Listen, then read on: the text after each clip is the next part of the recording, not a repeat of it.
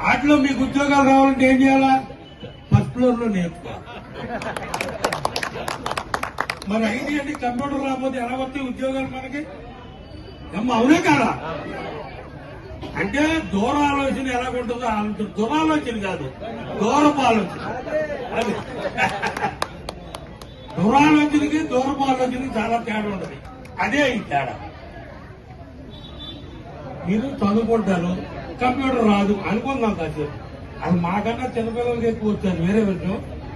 ఖచ్చితంగా first floor లో నేర్చుకోవాలి. చదువు లేని వాళ్ళు మా బోటి వాళ్ళు ఉంటే మహిళలు పుట్టి చేస్తుంది.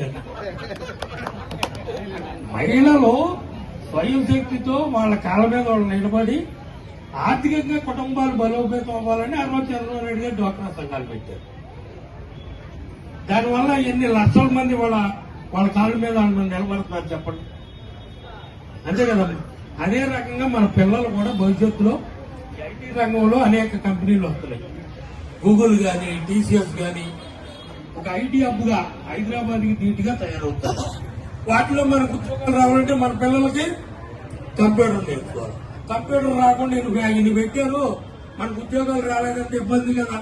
కంప్యూటర్ రాకుండా ఉద్యోగం ఎవరు వస్తారు?